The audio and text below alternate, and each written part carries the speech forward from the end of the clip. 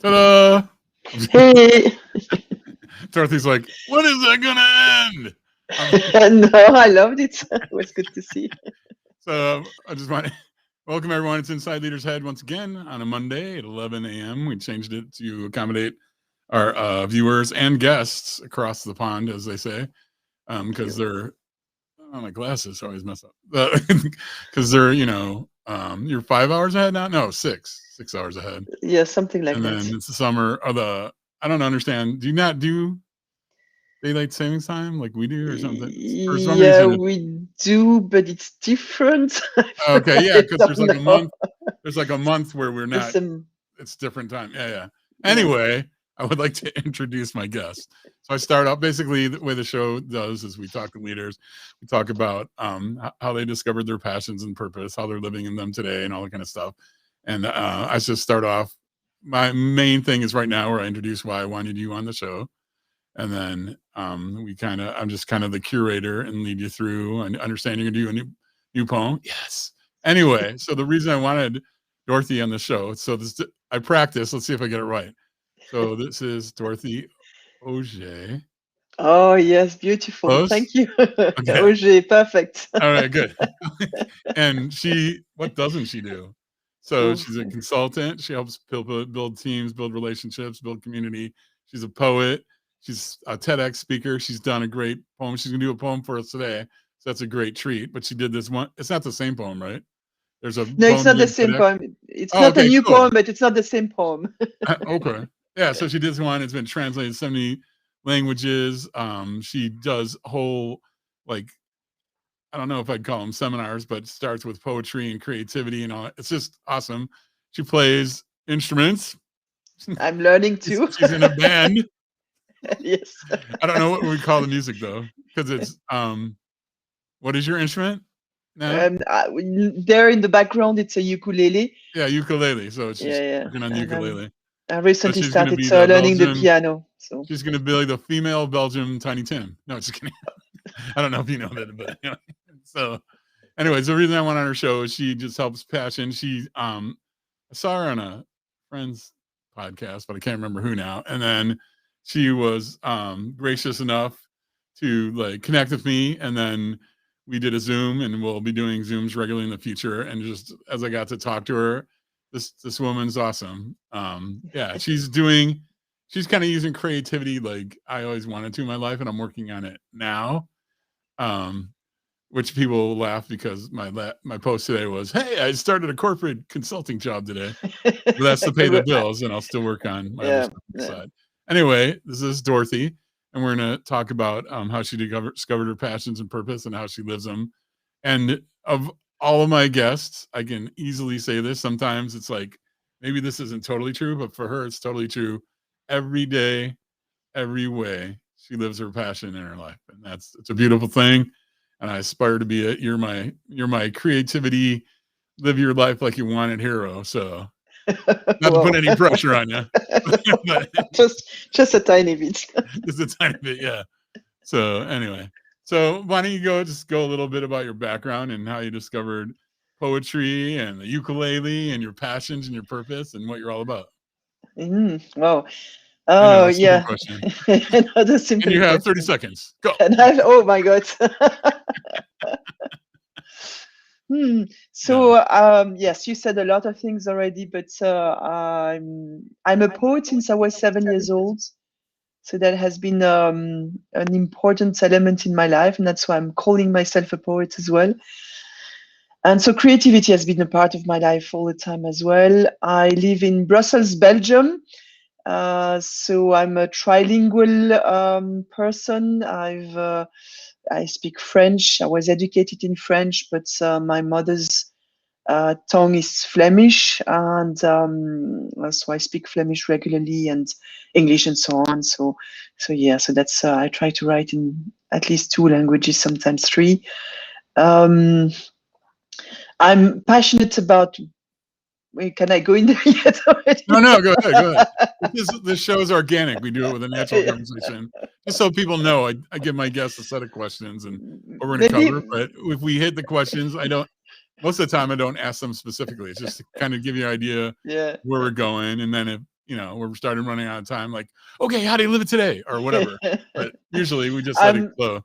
okay, Go for it. but maybe I can say something about maybe my personality as well. Is um, I'm an ambivert, so I'm kind of in between. I like to have my own space, and and like this is perfect because I'm in the comfort of my office, and then I can Yeah. have a great conversation. So I love that. And noticed that I was also hypersensitive, so I'm starting to say that about myself. So that's there's going to be some interesting, I guess, experience for me to do there. And I love to learn, so What do you that's really mean by part of my passion. hypersensitive? Oh well, it's to give you an example. I always hated wearing socks with the thread inside because they would hurt my feet. Now Oh, it's okay, but that oh, type like of thing. physically So sensitive. there's physical, so Oh, I would scratch, any wool would scratch me, and also emotionally. I mean, if I watch a movie, I hate to say that, but I will start crying for all kinds of reasons that I don't know sometimes, but and I would try to hide that. So yeah, I do yeah, that too. there you go. Maybe maybe there's a whole generation of hypersensitive people. So yeah, so that's and yeah, I love to create, and I love people. I love to understand the human psyche or myself, and understand the world and connect with the world. So Yeah, yeah. I think that's the beauty of what you do, though, don't you think? Because um, so you're one of the most unselfish people I know. And the reason I say that, but preface this, is a lot of people who do consulting or therapy or stuff like that. If you really dig deep, they're working on themselves. And it's not that they don't care about the people they're working with, but they care more about learning it. They're in it for selfish reasons. You, as well as a few others in my life, the reason I like you so much is you're balanced. Yeah, you're Mm. working on things to understand for yourself, but you truly care about your audience too, and you move them too. I mean, which we'll see as we go through the show. But yeah, love that about you. That's pretty awesome. Thank you. It is, I think, also with my poetry from the start. It's I've always shared most of my poems from the start, so it kind of, for me, it wouldn't make sense to write and not share that with others, because I'm looking for that resonance, or for that Right. response, or that it's sort of it helps me makes mean something or create something meaningful, but it also helps others. So or because of the response, and I get to understand something else, and then I can continue to learn and grow. So yeah, that would be that Yeah. part of me that is supportive of others as well. Yeah. I mean, in my aspiring rock star days, I was the main songwriter, and I got pegged in the Chicago area as the bitter man because all my songs came from pain. They were like about breakups or abuse and all that. And they're like, dude, gotta lighten up a little. Anyway, but I mean, Yeah, sometimes I wanted the impact, and I was reacting to your statement. Sometimes I want the impact, and sometimes I don't. I'd like to get to the point where it's all about the interaction, because what's the point of creating if you're not going to share it with anyone? I mean, yeah, it comes out of you. And if you, I mean, whatever your beliefs in, is there a higher power? Is there a God? Whatever, does that inspire you? Is it just self inspiration? Whatever it is, you're inspired. And I'm a big believer of telling your story, because everybody's story will impact at least one other person, who will then go on to impact another person, and so on. And that's how we make absolutely. change. Yeah, So, absolutely. That's what I find about being creative. But anything, any way that we stand in the world, basically, we have an impact on others. I think we cannot not have an impact. And so, right. what sort of impact do you want to have? And not only what do you want to have, but what is part of who you are as well. Yeah. There's a kind of a difference between maybe the aspiration you might have, or the ambition you might have, but Right. it's finding that balance. And even in your corporate jobs, Yeah. Yeah. your, I your know. Yeah. Yeah. consultancy job, you can have a big impact and be creative in that, and bring yourself in that. And that's Yeah. I think that's an important thing to do. So where do you stand on the debate? Because I mean, you're active on LinkedIn. I'm active on LinkedIn. If there's a big, I don't know if it's a debate. It's kind of two sides of the story. Some people believe that the way to success is you choose an intentionally inspirational based on what you choose to inspire. Other people are be yourself, your audience will appear, you'll find your audience, and then it's kind of a marriage. It's like, yeah, be yourself, but then listen to your audience that you build, and then kind of use that feedback to feed them more, changing who you are just slightly to Mm. cater to the audience, or a combination of both, I guess. I guess a combination, but I think for me, probably I will just start.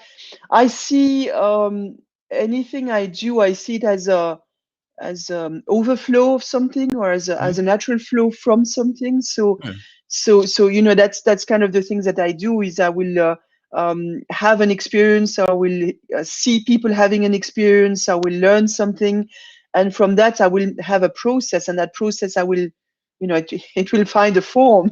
right. So for me it's of course that's the difficulty, because I can do different things, and Yeah, kind of this multi-slasher kind of role, and so sometimes it's difficult to have a clear branding for the outside world. But for me, it's an expression of who I am and what I'm experiencing at that moment.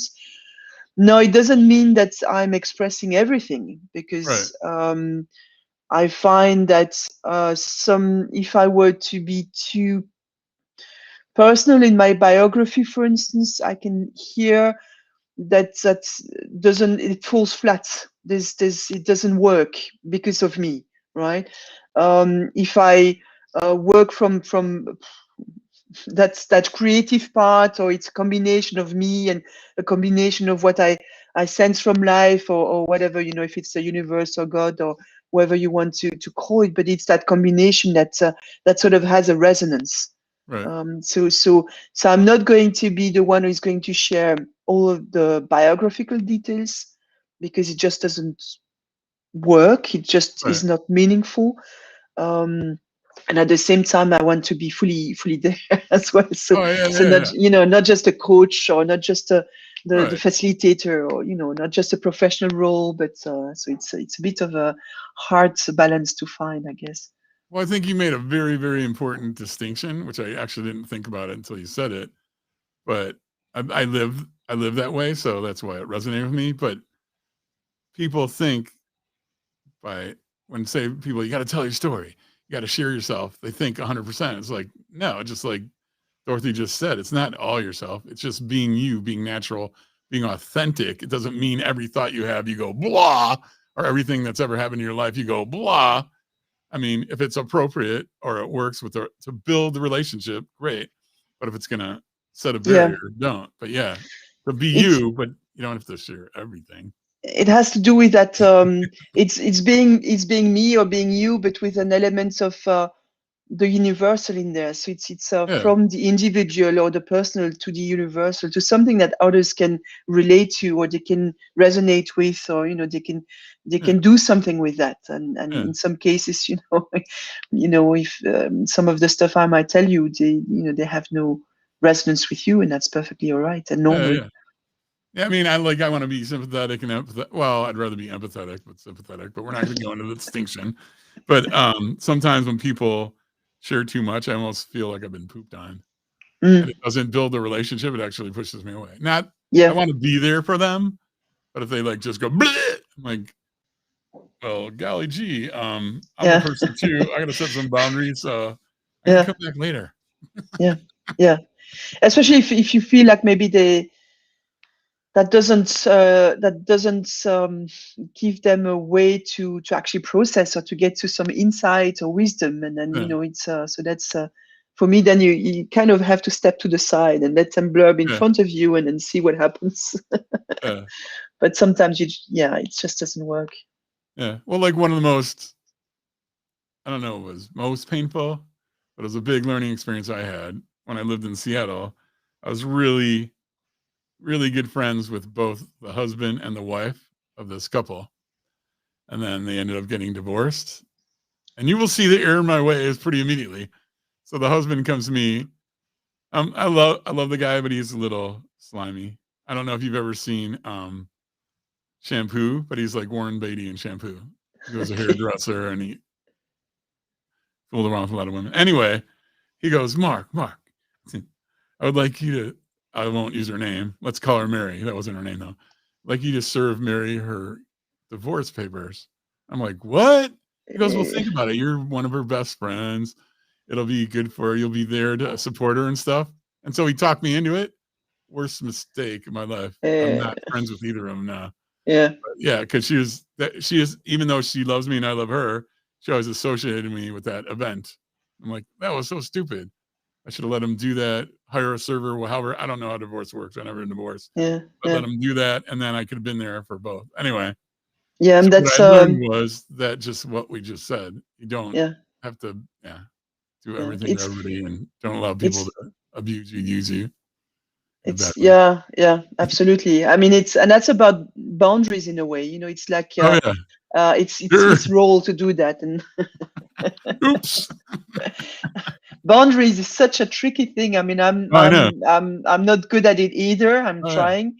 I thought it was a great idea though, until this was really stupid. Yeah. Yeah, boundaries. Go ahead about boundaries. Sorry, I didn't mean to interrupt you. Yeah, no worries. It's it's a boundary. Also, the boundary we just mentioned, it's about self and about the universal. So what is it that we share from our self that's, you know, is in a way safe to share, but also is healthy or sane to share. And you know, if you have a couple situation, well, you know, they have their own boundary to themselves, and if you go in the middle of that, whether you are trying to facilitate something or serving divorce paper or whatever, I have no idea what I was saying. So boundaries is a key, a very important question. I allowed myself to be smooth talked, even though I consider myself an intelligent human. I immediately knew too, though. That was the thing. It's like, oh yeah, sure, I'll do it. Oh boy, that was dumb. I think that's it's something I'm starting to learn to do, is to not say yes right away, but to sort of say, well, let me think about it first, and then to sort of sense what's you know, what's coming up, and do I really like that idea or not? Because or I'd like more information and I want to process. So anyway, that's these type of conversations can be very hurtful, but you learn from that, right? Yeah, I mean, good, bad, or indifferent. There it is. So how did you get from like poetry to consulting and helping organizations? I mean, that doesn't seem natural. I mean, it's not unnatural. It doesn't seem like a common flow. You know what I mean?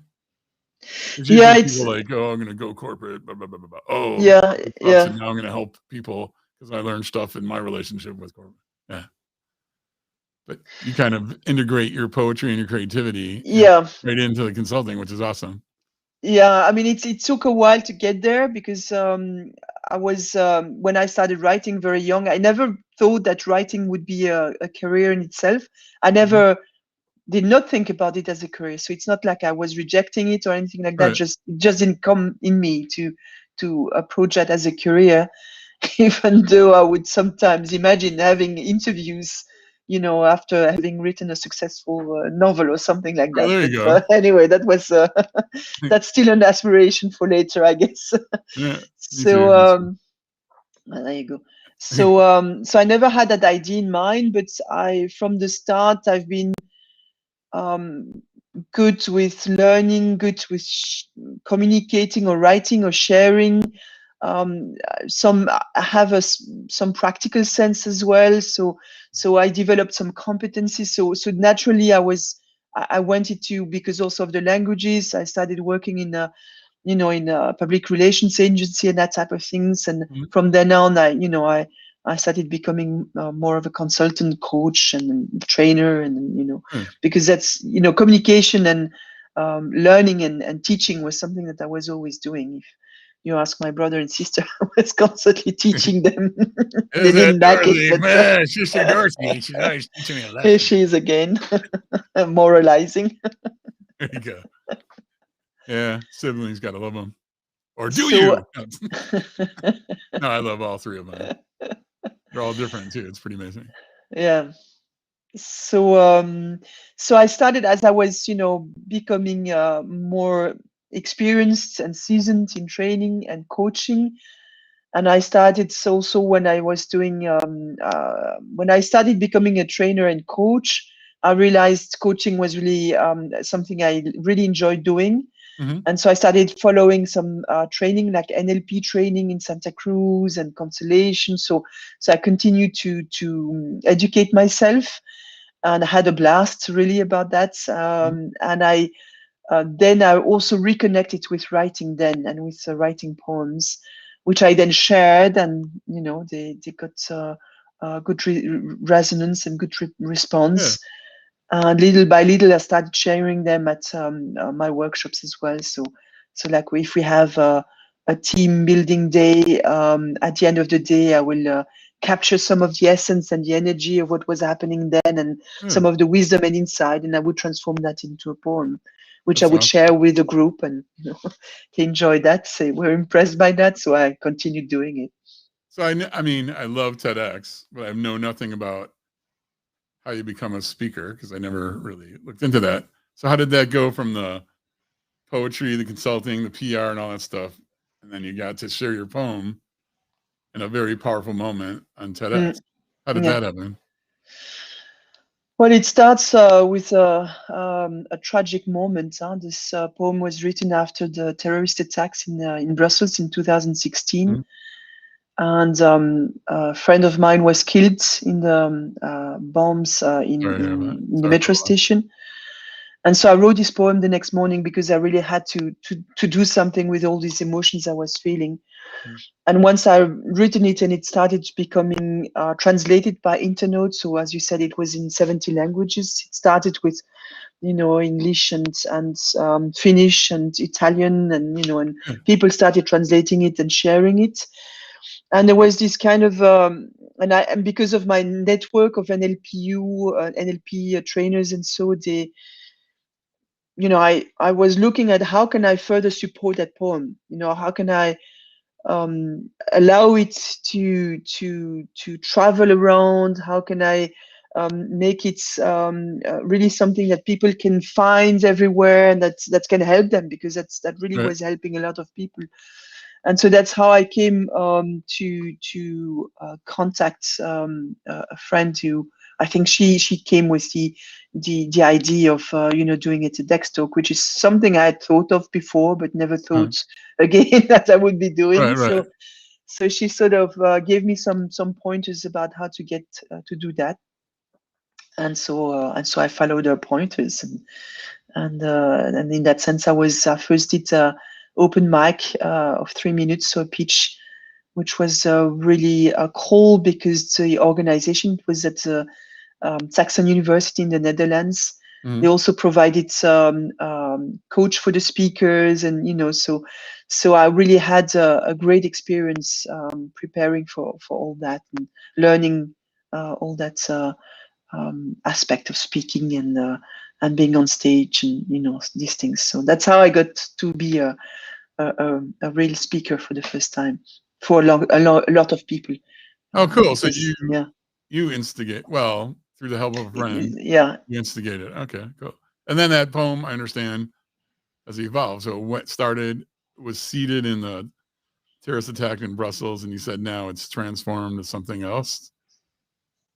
Is it based on another event or more world Um, tragedy? Or? well, no, this. Well, actually, every time there is a tragedy, almost you can take out that poem again, Yeah, yeah, yeah. and it has been transformed in terms of um, it has become animation movie as well, shorts animation. Oh, cool. It has been transformed into music as well, and song. Hopefully, one day I will sing it. There you go. Plays, So it has background yeah, ukulele. yeah. There's some drawings as well, and calligraphy, and all these things. So in fact, if you are interested in the story of the poem itself, I have written an article on Medium where you have also all the links with the various languages and so on. Is So that the that may link be you gave me? something, that's a link that you can share if people are interested. This one? Yeah. So Okay. that's the one. So if you want to, and there's also on the Facebook, there's also all the languages are available for people who are interested. And I'm still missing lots of languages. So, Yeah, yeah, yeah. if you know of any special language that's not present, or if you want to provide your own version, you're welcome to. Well, It's as an all aside, you know how many different languages there are on the planet? I don't even know. well, it's like in the 2000 and something Oh, like that, really? I Really? guess. Wow. So yeah, I've got 70. So You're getting there's there. still ways to go. Yeah. But I Because mean, I if think you hit there's about 200 languages in Brussels, spoken in Brussels. really? So yeah, nationalities and Oh, wow. languages. 'Cause, I mean, that's like So in India. India has like 270 or more dialects. yeah, so there's ways to go. Yeah, yeah, yeah. But I mean, they So try to the make the national language Hindi, but according to my Indian friends, that's not true. I mean, not everybody speaks Hindi, is what I meant. no, yeah. And also I think it's great. I mean, there is a sign language version of the poem. Oh, cool. And it's a poem itself, so Right. it's not just a translation, it's really a poem in sign Cool. language, and it's like a signed poem. So that's really wonderful. Yeah. I like that, that small minorities, people where there's only maybe 30 people speaking the language, but at the Mhm. same time also, English or Hindi, those Yeah. Chinese, that it all exists in all, to reach everyone actually. Yeah. um, so the poem I wanted to share is a poem I wrote, um, as a way to share about my mission and my purpose, Uh-huh. and You and wanna then do I that now? transformed it into a song. So I thought maybe now would be a Alright. good time And do you to want me share to it. put up the words on the screen? Yeah. Okay. Here we go. There's So I a will. poem by Dorothy Oger. Yeah, there you go. And I will read it at the same time. Okay. I shall Oh, let me light hold my. it. Let me take the URL off so you can see it. There we go. Oh, I shall light my heart so that it would glow, and show me the way so that I can grow. I shall light my heart so you'd hear its song and feel the pulse, both growing strong. Shine through my heart, shine all the time, shine through the night, shine far and wide. I shall light my heart so you'd switch on yours and allow us to shine for those in the dark. When we light our heart, one heart at a time, we ignite the world and make it our home. Shine through my heart, shine all the time, shine through the night, shine far and wide. Cool. That's awesome. Thank you very much. I can leave the words up just for a little longer, but we could talk. Yes. Yeah. So, yeah, that's a great poem, and everybody can go see it there, or I'll go bring the other one up. How it's translated into. So this is that URL is a It's article. an yeah, that's the Article. article. Yeah. Okay. So Yeah. anyway, if you've on my website you'll find it, or if you contact me, I love to be contacted, so Yeah. I can share what's Oh needs to be yeah. I shared. should just let you. I think you have yours up. Yeah. So make sure you connect with Dorothy on LinkedIn. Yeah. She's very good. Sorry, I'm still absorbing the poem. I love that poem. Yeah. It's pretty intense. Yeah, it really, I think it really expresses at least the what I want to do is to really invite people to connect with who they are inside, with their genius self, and to play with creativity, or to play with what they are good at. It doesn't have to be poetry, it doesn't Yeah. have to be music, whatever is inside of them, and to actually connect with that and to express that to the best of their abilities whenever it's possible, and to find ways and room and spaces to try out, and to give a voice to their inner voice, I guess, or to amplify it. So yeah, that's why if I light my lights, maybe you'll see something, and if you have your lights lit, maybe I will see Yeah. something, and then together we can move forward and we can see better. Yeah. I mean, look how Dorothy lives, and live like that in your own way. Yeah, exactly. Yeah.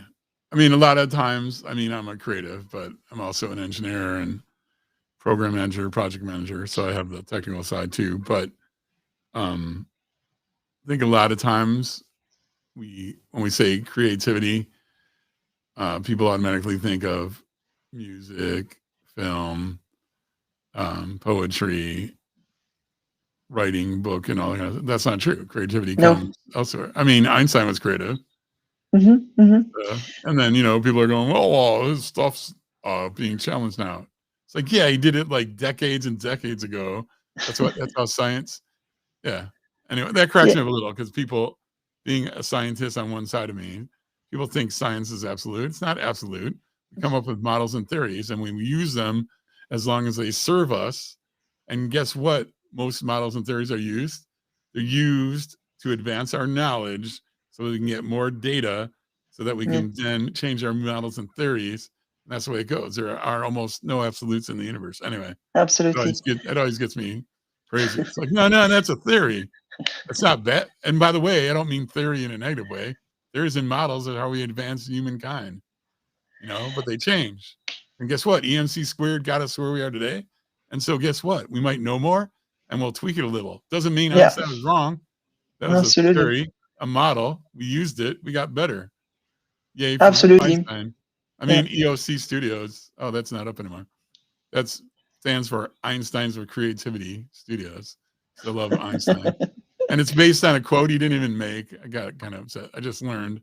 So, I mean, there used to be this quote. Well, it didn't used to be. There is this quote that says, if you expect a fish to climb a tree, it and you will be disappointed all of its life. And so my thing I took off of that is, don't be a fish trying to climb a tree.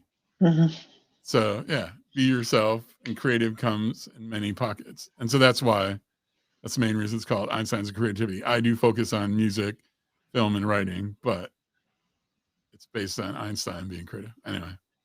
Well, I find, for instance, a lot of engineers are creative, actually, and poetry. IT people too. Yeah. And also, I mean, in terms of the coaching, when I coach people, it's also, I'm using my creativity to combine, different models or different practices, or to combine what I know, but also what I understand from who they are, and to utilize what they present to me. So if I were to be very engineer-like in terms of my coaching, that wouldn't work. And yeah, that's true. And there's this, and we tend to be like a black and white, or on off, 0%, 100%. But there's so much, so many possibilities in between. So I'm like Mr. Gray. Yeah, 50 Shades, or. Yeah.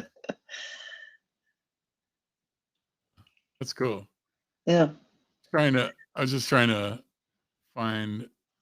All right, I'm not going to waste any more time. But she's creative too. I had her on the show before. She actually does seminars and coaching and creativity through art. So that's pretty cool. Yeah. So you one of the questions you had, I think, is about how people can find their purpose and their passion. Yeah. And you just gave me one of the answers. So I want to pick up on that. You said, about saying that we basically develop models or hypotheses, and we go out and test them. Oh, yeah. And then we get more information, and then we adjust. So that's for me, that's kind of what's because it's not so easy to always know for certain what our purpose is, right? So but isn't it interesting though? People only, I think what you said is very important, so I'm going to stress it. Everybody, I mean, that's how humans learn, models and theories in all aspects in life, no matter what you do, whether you're the traditional creative, like music, whatever. Guess what? I'm a musician. I've been playing guitar for a very long time. And it started off with models and theories. And then once I practice, and you'll be the same on the ukulele, I'll start doing weird things. And then you'll get reactions like one band I was in, bass player was a snob, and he's like all into musical theory and all this kind of stuff. And he's, well, I played him a song he just wrote. He goes, well, I think that last song should be a major chord. Your diminished seventh doesn't sound good. It seems like it's leading to something else, and then your song ends. And I go, exactly, and that's what I want. So I split the theory model, but we only hold people accountable. It seems like to model and theory in science world and technical world. It's like no, it's the same everywhere. You don't hold. Guess what? Music, you applaud. Oh, look it, he broke the mold. Yeah, he took grunge music and he added like a reggae flavor. That was awesome. But you do that in science, and they're like, oh no. Anyway, sorry. Yeah. How my mind works, and you're welcome to it. So back to Dorothy talking about how we find our passion through models. Yeah. Anyway. Yeah. For me, show, not the Mark show. But for me, I kind of followed my kind of aspirations. So things like also sometimes revisiting the youth. The things that you enjoy doing, or the weird stuff that you were kind of afraid of doing, or you were doing, but it was a bit strange. Yeah. So what do you think is different about you? Because most people have that, like when they're a kid. Because like I do an exercise on how to people find their passions, and it's going throughout their life and looking things when they were jazzed, when they felt in the flow, when they felt good. Yeah. A lot of people lose that connection, but you did not. How did you think? What did you do differently, do you think? Or didn't you do differently? Or just you're different? I'm weird, that's all. We're all weird. I like weird. Weird's good. Yeah, I don't know. I guess I reflect about myself a lot, and I've always had that. So always took the time to sort of I guess, well, I don't know, because a part of my youth is also a blur.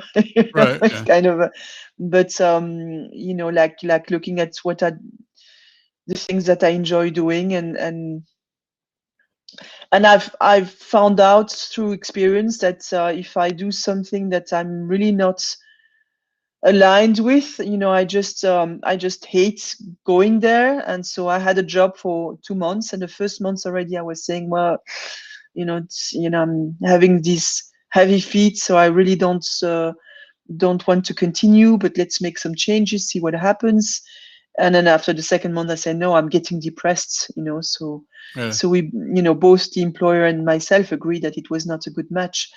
And that was a big lesson for me, is that I find for myself that I have to follow the things that I'm enjoy doing. It's not always fun to do. It's not always easy to do. But I really have to follow that intuition, or that path to the joy, or something like that, because otherwise I get depressed, and and then it's not worth it. A lot of people have trouble with that. Do you have any recommendations on like maybe things you do to keep in touch with your intuition? Because a lot of people, I'm kind of half and half, and I always, when I don't listen to my intuition, always 100% of the time I pay for it. Yeah. But then the sad thing is I remember all my intuits, all my inclinations, all my thoughts, and then later when I didn't listen to it and bad things happen, I'm like, yeah, I knew before this happened. I knew, and I didn't act on it. I'm like, dang. Do you have any recommendations? Like, how do you keep in touch? How do you reflect? How do you like stop? Well, I think we kind of, I mean, we there will be different approaches for different personalities and so on. So for me, I find that writing helps me a lot. So every year, or every year since a few years, I will write myself a letter. So kind of a prospective, predictive letter. So I'm encouraging myself in advance, and I'm kind of envisaging what I might be doing. And sometimes I reread that letter. It's quite fun. Writing poems helps me. Like this poem about the mission is one way of remaining aligned with my values or my path. Walking helps me a lot. So to just go outside and just allow my mind to wander. So I daydream a lot. That helps. So I'm not a hard work in that sense. I work hard, but that's also because I daydream hard. Right. And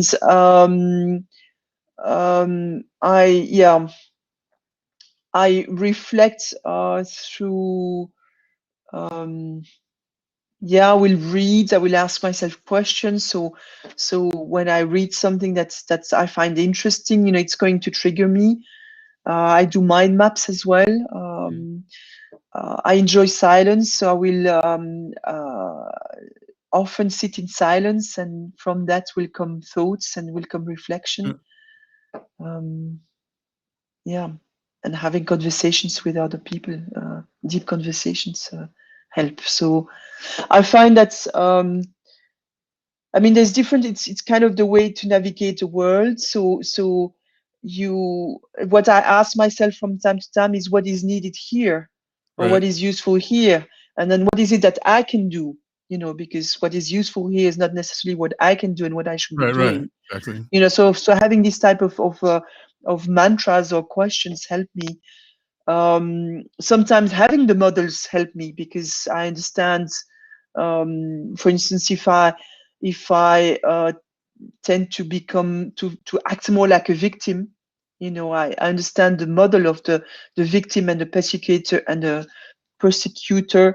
and the rescuer, and I tend to be a Right. rescuer at times as well. So having that model helps me to sort of, what's going on here? Right. And then obviously you learn afterwards. Oh yeah. So and make a mental note to not do that Oops. again, and sometimes you do it Oopsie. again. Oops, yeah. So What can that I learn? happens. That's Right. life. Well, you've just been given a list of 20 things you can do to get in touch with your intuition. Be silent, take a walk, be creative, have conversations with people, etc., etc. Rewatch the replay so you get them all. That's pretty cool. Yeah, that was So a bit fast. it's kind of obvious how you live your passion, but I'll ask the question anyway. How do you live your passion every day in every way? Because I think you and a person do that. Mhm. I think part of it is I have this intention that's well, I certainly have the intention of like writing poems, so of being true to myself. So that's one thing that's I'm constantly, as much as possible, being open to what might happen in terms of poetry or insight Mhm. or inspiration. I also have this uh, trick with my computer passwords. When I open my computer passwords, I will adapt the password so that it reflects something to pay attention to. Oh, really? Yeah. Do you change them all So the time, or how long? not all the time, but once, like when I feel that I have that I need to pay attention to something else, I will change that. So like it could be something like focus, and then I will play with numbers and letters and so on. So Yeah. or So have don't try to fun hack or Dorothy with focus, ladies and gentlemen. so those little reminders help you to sort of be remain true to what you want to do. And I guess giving myself permission as well to do it, and to do it as much as possible, and without. That's something I had to learn as well, is that it doesn't have to be perfect. Yep. And it's to see, because I notice when I put it out in the world and I get a response, and from that I can do something else. Yeah. But if I keep it to myself and I polish it and I make it perfect, it never gets out. It never gets feedback, and Like a you know golem. My precious. yeah. Get it. Exactly. So Let it it's in go, the people. dark, Let it and out there. Get it out there. yeah, try it out. So practice. That's a way that I do it. It Yeah. doesn't have to work for everyone, but Yeah. yeah, and because I have this Even the conversation. perfectionists and the what I call people who suffer from analysis paralysis, that's Yeah, a good lesson. Get it good enough and then just throw it over the fence, see what happens. it says Learn from that. there's an expression that says if it's safe enough to try, good enough to try, Yeah. just try, just go Yeah. for it, and Yeah. then you can adapt and make a better prototype afterwards. So Yeah. Well, that's why I like agile programming, yeah. because back in the day, you had to have, you expected everyone to have all the requirements they would need for something that's going to probably take a year or more to put together. And Yeah. then you get to the end of the year and a half, and they're like, "What the hell is this?" Like, it's what you asked for. Oh, but And with it costs a lot Agile, of you're money. developing all the And time. It's based on the premise. Guess what, guys? I don't care. You're the end user, the manager. You really don't know what you want. So let's play with it. We'll give you a rapid prototype. Play with that, and then react to that, and then we learn. yeah, That's the same with general life in general, I think. yeah. I mean, that's how I practice it. So I Yeah. don't know if it's the same for everyone, but that's how I practice it. So practice and add to lifestyle like Dorothy. And have fun while doing it. Huh? And have fun while doing it. Oh, yeah. Fun's No, important. just, I mean, it's not always easy, and it's not always, well, fun in that sense, but Right. there's a sense of it's both sacred and playful. Yeah. Well, I don't know where that came from, but it seems like most societies in the world today believe that fun, and effectiveness are like anathema, like they're antagonists. It's not. How can you live life without having fun? Like if you're having fun, then you're not working. It's like bull crap. I'm going to work in something that I think's fun, and I'll get the flow. That's why I love the flow. Yeah. I don't get why you cannot be serious, and fun at the same time, or why you cannot be productive and and have humor at the same time, or absurd at the same time, or it's just I mean, it makes you have more energy. It has a better flow. Oh yeah, that's one of my life credos. Yeah. Serious fun. You can do work, have fun in it, accomplish much, have great results, but still have fun in it. Did I mention fun twice? 3 times. Fun. I said it more than you. Oh, that's true. Well, I mean, like my last gig was 3 months, and it's kind of like your 2-month gig where you just parted ways. It's like, yeah, you know what, this ain't working. And that was because it was the fun thing. Well, it was the fun thing, and then they hired me for an expertise, and then refused to listen to anything I said. Well, it's like, no, the head of this company wants to do things this way. It's like, well, then you don't need me. Do it his way. You can just get anybody, go talk to him, and he'll do it his way. You don't need my expertise. Anyway. Yeah, exactly. That's an aside. Yeah, so what's next on the docket for you? I mean, aside from, are you going to like do a ukulele band? Are you going to really get good at that? Do you have like a timeline for that, or just playing with it and fun? And then someday we'll have the Dorothy album. I mean, you already have recorded songs. I've heard some of them. Yeah, I have. I've written some songs. I had this crazy challenge of performing on stage, singing, which was interesting and fun. How did it go? I've learned a lot. I've learned a lot from that, and then people enjoyed it. It was fun. It was certainly not perfect. No. So I've been working on the voice for quite a while now. So it's starting to feel like it could at some point actually be singing, a real singing voice. And the ukulele, the piano, the music. I've learned so much about music in the last year. I really didn't realize that it was possible to learn in that way, like really doing different stuff. And I'm starting, I'm actually, feeling like I'm actually really becoming an amateur musician. So I'm upgrading my level. And definitely there will be songs. I'm working with someone when we can, and that's not easy to find a time, but there will be songs, and there will be songs to share in recording as well. That's good. At some point. Well, several of my vocal teachers, actually all of them, I've had vocal. Yeah, I think I've had 5. They all go, "You have a great voice for rock." It's like, well, I sing rock, so thank you. That's like one critique. There was this local music mag in the state I grew up in, and they did a review of one of my band's performance in a theater in downtown Chicago, and they're like, they meant it as a insult. So they criticized the lead singer, they criticized our music, and then they criticized me, which for that band I happen to be lead guitarist, and the lead guitarist solos meander like Jimmy Page on some of the Led Zeppelin records. I'm like, Jimmy Page is my hero, thank you. But they meant it as an insult because it wasn't at that time. Like Eddie Van Halen was coming out, and people like Yngwie Malmsteen, who are like really precise and all technical, and Jimmy Page, this is all emotional, which I prefer emotional. Yeah. Jimmy Page, Dave Davies, those kind of guys are emotional. So I love those guys. So I'm like, thank you. But he meant it as an insult. But anyway. And that's reminds me of, or it gives me an idea as well for another way to find your purpose is to also observe the people that truly inspire you.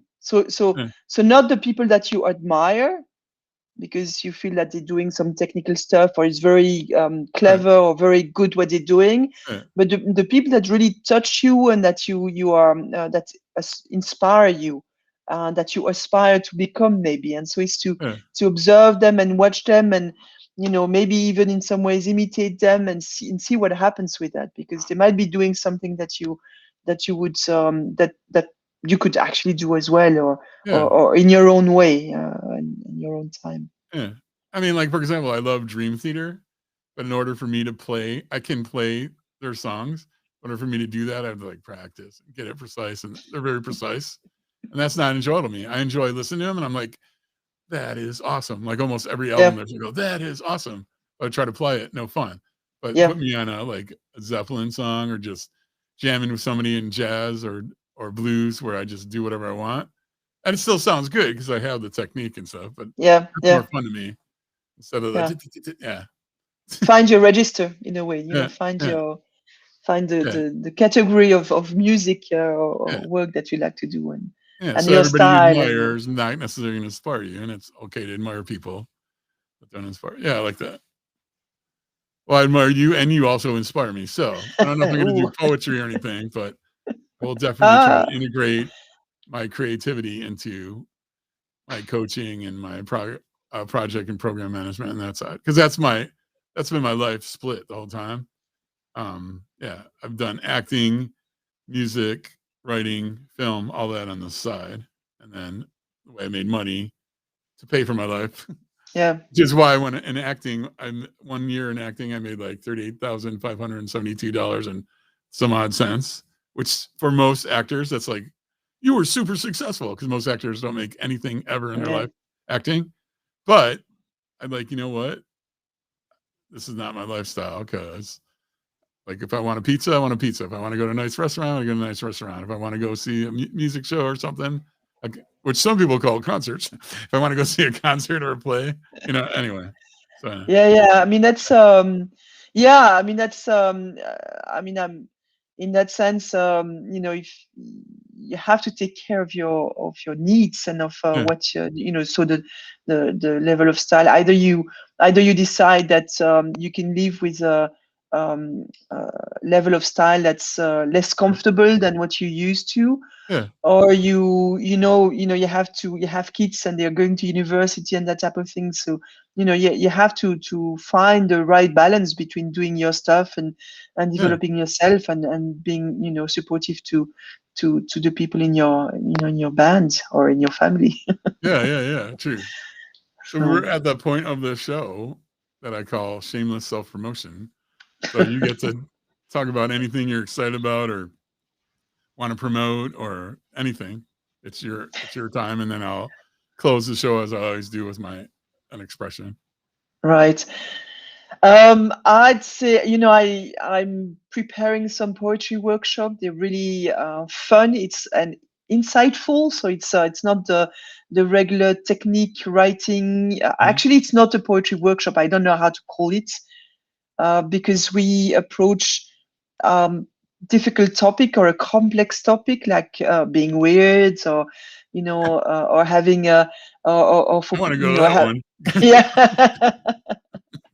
you know or there's hope is not for everyone, or living with a visible or invisible disability, and these are complex topic, and my idea is to really have conversations about that first, as a group, in a format that that's stimulates listening, and to be really inspired and enriched by the conversation, and to also let it work its way. And from that, we write poems with the structure I provide. So it's Oh, that's cool.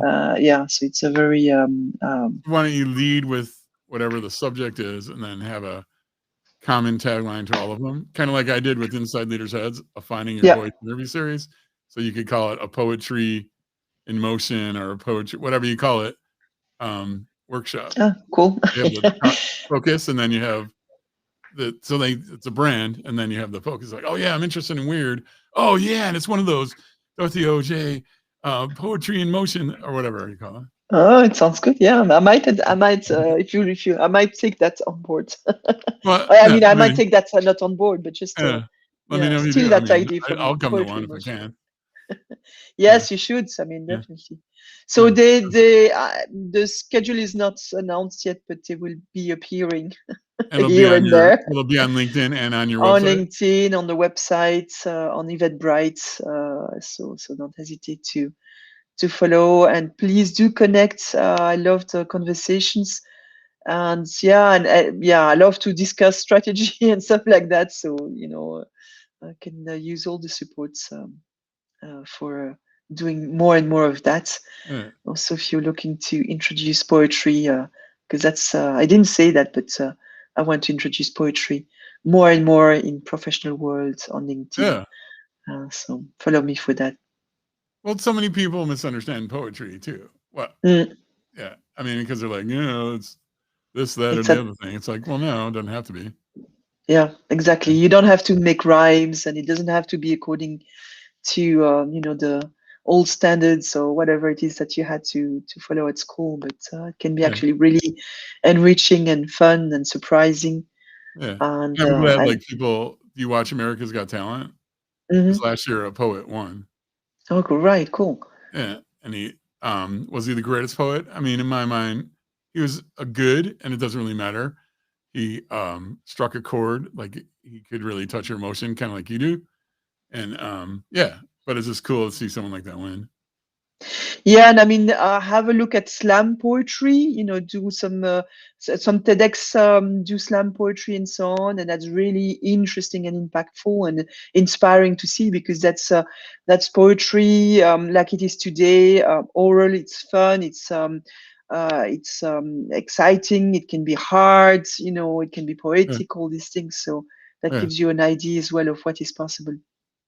Well, would you call kind of going on a limb here rap poetry? I consider good rap, not all rap, but Hmm. good rap poetry, like Tupac. I think Oh he's yeah, pretty yeah, good. yeah. Eminem, I think. I don't know I about mean, Jay-Z, but rap songs and hip hop, they yeah, use poetic techniques, yeah, literary techniques, mm, and yeah, there's some really really incredible text in there. So yeah. yeah, for sure, yeah.